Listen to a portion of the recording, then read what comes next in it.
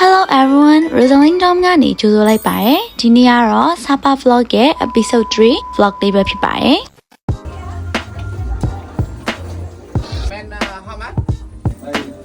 ဒါလေးကတော့ Cat Village လို့ခေါ်တဲ့နေရာလေးကိုသွားဖို့အတွက်သူတို့မျိုးရဲ့ရိုးရာဝတ်စုံလေးတွေစမ်းပြီးတော့ဝတ်ကြည့်နေရဖြစ်ပါတယ်။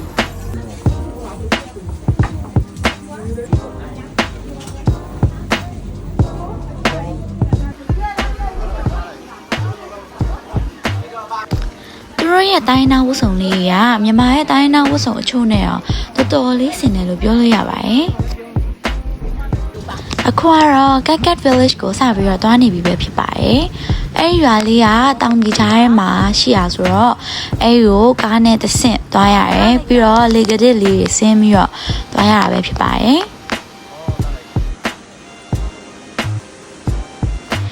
ဝတ်ဆောင်ရည်နဲ့လေကတစ်တွေဆင်းရတာအရင်ရောမလဲကူခဲ့ပါဘူး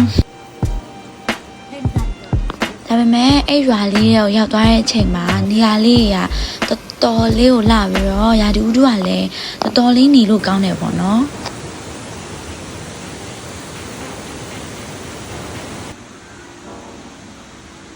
ဒီရွာလေးက coffee ကြိုက်တဲ့လူတွေအတွက်လည်းအဆင်ပြေတယ်လို့တပုံအများကြီးရိုက်ချင်တဲ့လူတွေအတွက်လည်း location လှလေးတွေအများကြီးရှိပါတယ်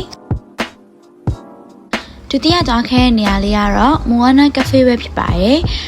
မြို့လေးကကျင်းတဲ့အတွက်ကြောင့်မို့လို့တနေရာနဲ့တနေရာသွားရတာအရန်လွယ်ကူပြီးတော့မြန်ဆန်လွန်းနေပေါ့နော်အဲ့နေရာရောက်တော့လူကလည်းတော်တော်ပင်ပန်းနေပြီဆိုတော့ဓာတ်ပုံတွေတော့အများကြီးမရိုက်ဖြစ်ခဲ့ပါဘူးဒါပေမဲ့နေရာလေးကကော်ဖီတောက်ဖို့အတွက်အရန်ကိုလှပလွန်းနေပေါ့နော်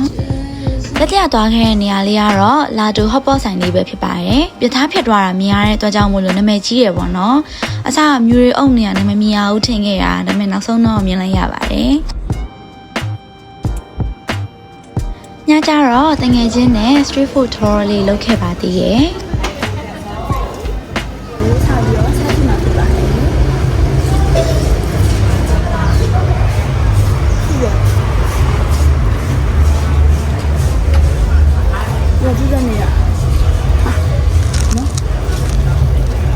bình giá rồi kìa, cái này nó sền nó, sền à? Nó vẫn mặc ao à? Tu này rồi đấy, tu nhá. ဒါလေးကတော့အိမ်မုတ်ကိုလုတ်ပုံအဆင့်ဆင့်ပေါ့နော်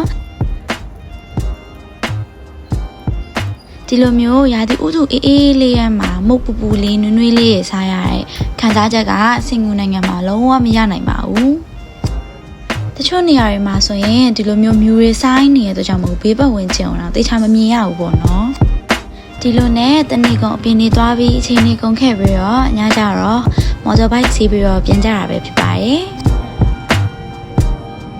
အဆုံးထိကြည့်ပေးကြလို့အားလုံးကိုကျေးဇူးတင်ပါတယ်နောက် vlog တွေမှာပြန်တွေ့ကြပါမယ်အားလုံး bye bye